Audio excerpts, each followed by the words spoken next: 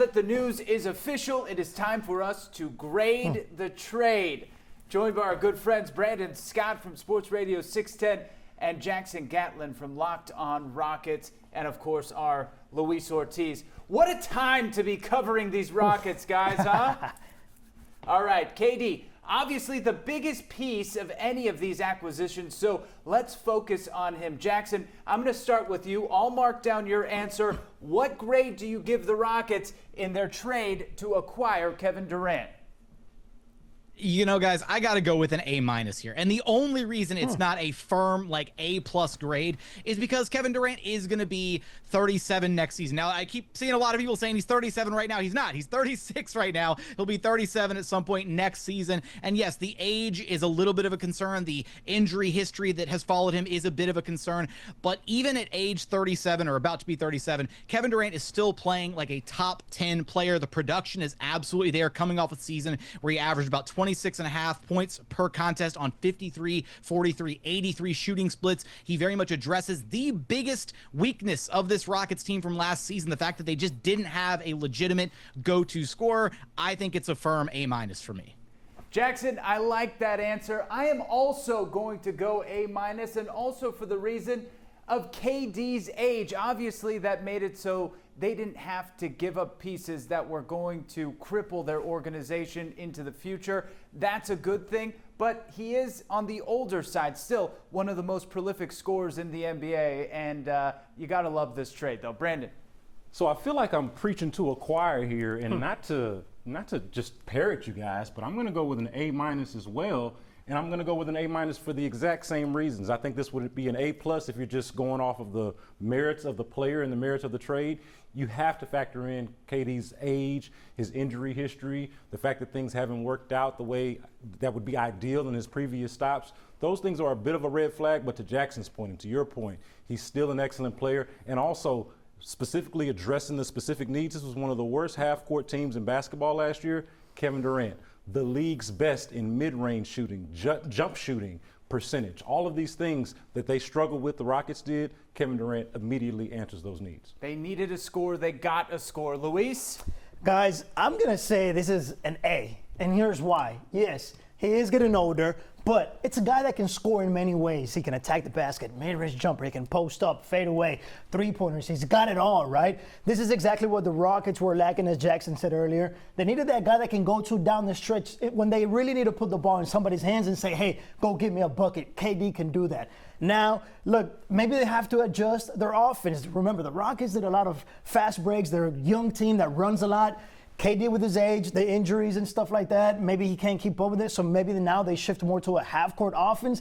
But he's going to draw double teams, kick the ball out. Now the Rockets, we're talking about Reed Shepherd. We're talking about anybody that's going to be out there. Once he's double teaming and he's open, they're going to have to knock down shots. Everybody else is going to have to step up. But KD, I mean, he's the guy that you need when you need to get a bucket. Well, you know the fans are going to be packing Toyota Center to see KD out there in a Rockets jersey. These guys aren't going anywhere. We're going to have more on these trades coming up in just a second. So here you see the assets the Rockets gave up, a pretty extensive list. I wish we could make this simpler, but the fact is there's just a lot of pieces. Jalen Green, Dillon Brooks, and Cam Whitmore, all of them stand out on this list. Here's who they got. KD, Clint Capella, a couple of second-round picks, but between the two trades, look at all the teams involved.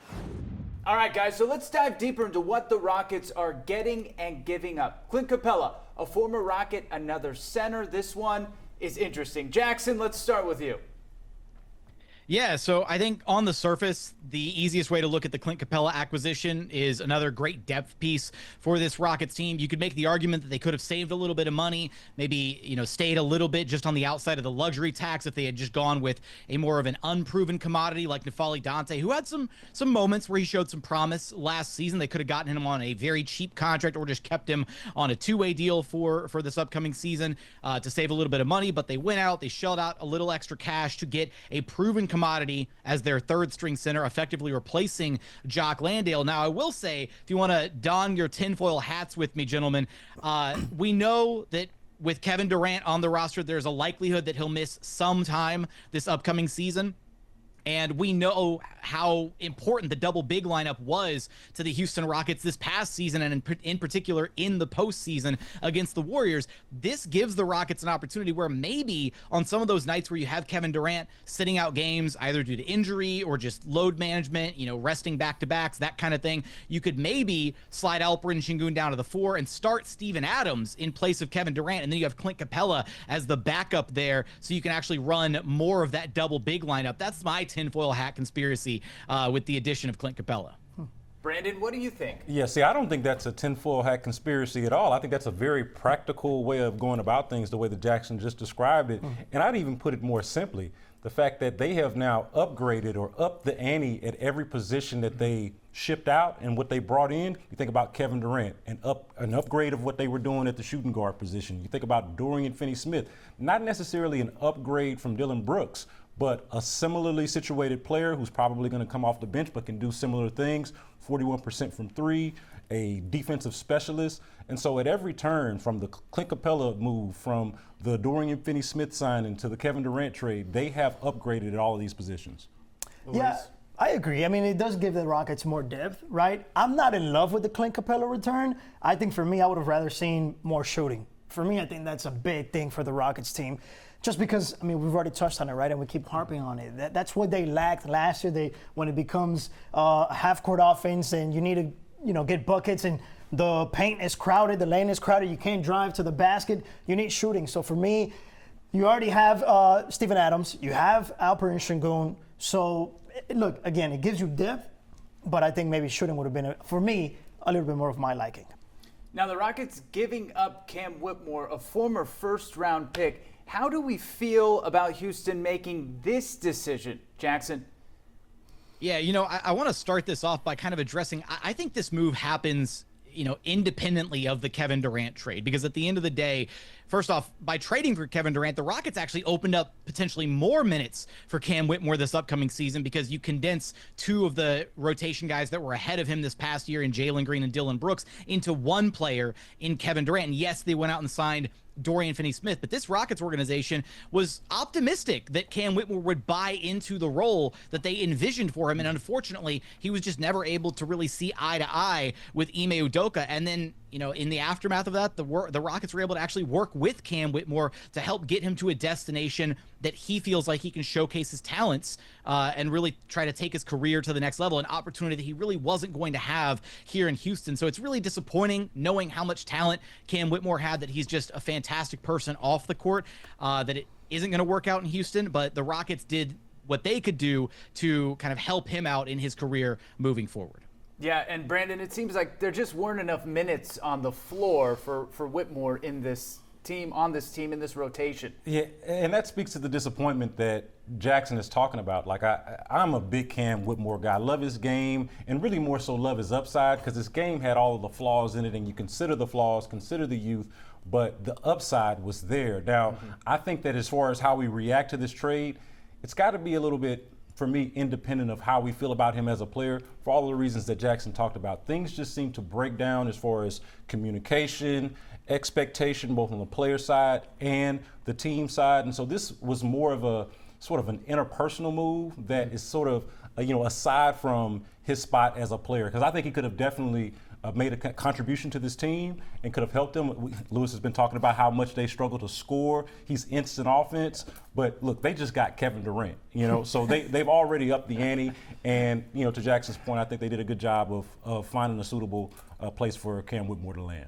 Luis? I think there's a lot to unpack here. One, Cam Whitmore, if he really would have bought in, and we talk, maybe this is a reflection, maybe not, of his attitude, but you think about Manu Ginobili, you think about James Harden back in OKC days, guys that were coming off the bench, being that sixth man that saw important minutes. Manu Ginobili was vital to the San Antonio Spurs' success, right? So he could have been a guy like that for the Rockets. Another thing is, you talk about what they got in return, 2 second-round picks.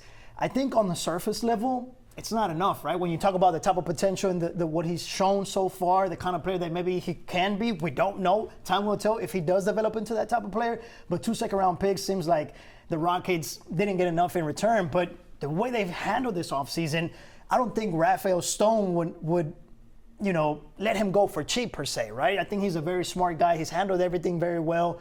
So I think it also speaks about just the Rockets as an organization. What Jackson talked about, just finding that spot where he can thrive and develop into a player that everybody hopes he can be. Yeah, and maybe having that respect for Cam ultimately ended up playing a part in that decision, what they were willing to take back in order to allow him to go somewhere where he was going to play more. Now, the question everybody wants to know, right? Where do these trades put Houston in terms of the championship discussion? Jackson, have at it.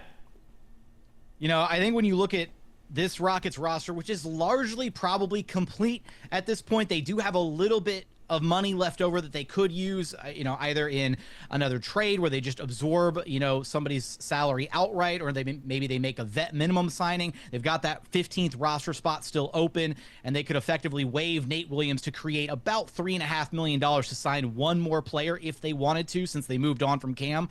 Ultimately, I think this is likely the roster that they'll have going into training camp, barring something spectacular happening. So with that, I think you look at this team, and I think they're clearly better than every team in the Eastern Conference right now. Even the Cavaliers, who are fresh off their own 60-win season, I think that Cavaliers team certainly has some glaring weaknesses.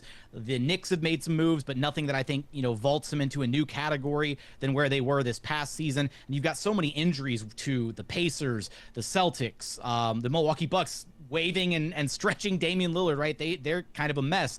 I think this Rockets team is better than any team in the Eastern Conference. And then out west, you still have to give the benefit of the doubt to the defending champion OKC Thunder. They were one of the NBA's best defenses of all time this past year. They have the reigning MVP in SGA. But I think the Rockets are right there on the heels of the Thunder in their own tier, alongside the Denver Nuggets. So if you're ranking the West, I think it goes OKC and then Houston and Denver right there in their own tier above everybody else in the Western Conference. I don't have a problem with Jackson's rankings, but let's be real about it, man. It's a crowded field. I think it's going to be similar to last year, where you had after OKC from about 2 to 8, there wasn't a lot of difference between the teams. Now, the Rockets have upped the ante, as we've talked about, and I think that they've put themselves in a position to be better than the number 2 seed that was last year. And so you got to love their chances from that regard. But I also think you got to give the nod to OKC. Now, given that, though, I still have always liked the Rockets matchup against OKC. Talking about two teams that are excellent defensively, I think the Rockets did not do anything to really hurt their defensive prowess, so to speak. But then also they upped the ante on the offensive end of the floor. So I like their chances right there behind OKC in the West. Yeah, and I think, just based on health, if they could stay healthy this season, they've certainly got a chance to be contending for the Western Conference title. I mean, right? Look, they were second in the West last year, and this team got better. Dorian Finney-Smith adds shooting that you need from the three-point line, right? Now you got KD, one of the best scorers in NBA history. So this team got better. I think defensively, like you said, they didn't really take a step down.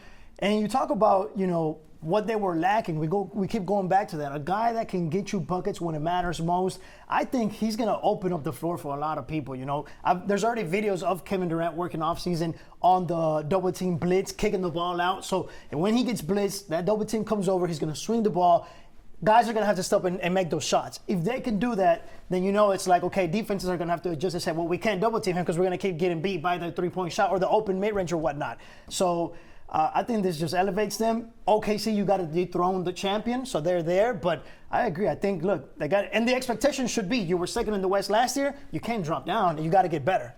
All right. Well, GM Rafael Stone set to address the media tomorrow. We will be there and hear what he has to say. Guys, always a pleasure.